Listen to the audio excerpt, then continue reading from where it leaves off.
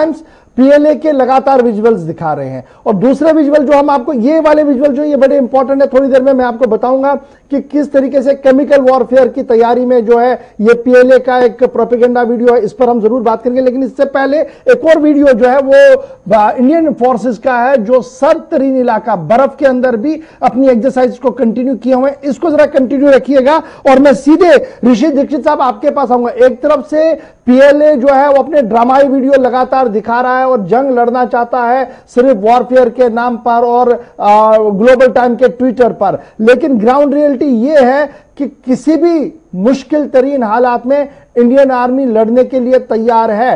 तो ये क्या जवाब है जो वो पिछले कई दिनों से चलाने की कोशिश कर रहे थे, नंबर 1। और नंबर 2, ये जो एक तरफ से डाटा चोरी है, दूसरी तरफ से ऑप्टिकल फाइबर का बिछाना है, ये बता रहा है कि उनकी प्लानिंग क्या है या सिर्फ डराने के लिए सब कुछ?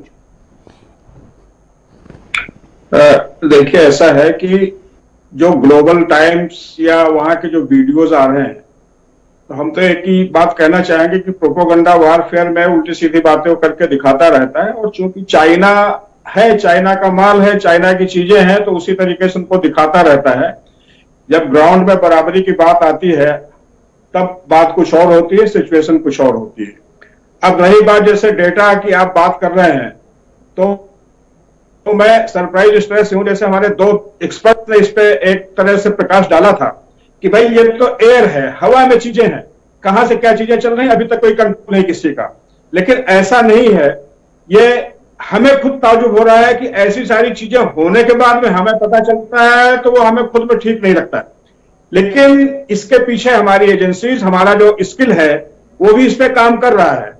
अभी तक ये देखिए कि नॉर्मल बोलचाल की भाषा में इवन लेमैन भी कहा करता था कि ये चाइनीज खिलौना है, चाइनीज इक्विपमेंट है, इसको हम ले रहे हैं, पता नहीं इसी से जासूसी क्यों ना हो रही हो। जब आम आदमी इस तरह की भाषा, इस तरह की बात सोच सकता है उसके प्रति, ये तो बड़े लेवल की बात है, बहुत बड़े सोचना चाहिए था इसको।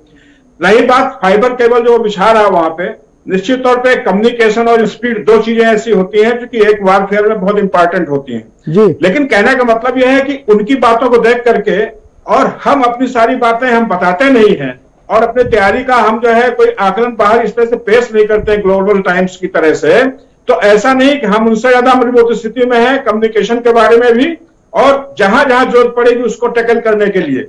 रही बात जब ग्राउंड में लड़ने की बात आएगी, वो कुछ भी दिखाते रहे वहां पे।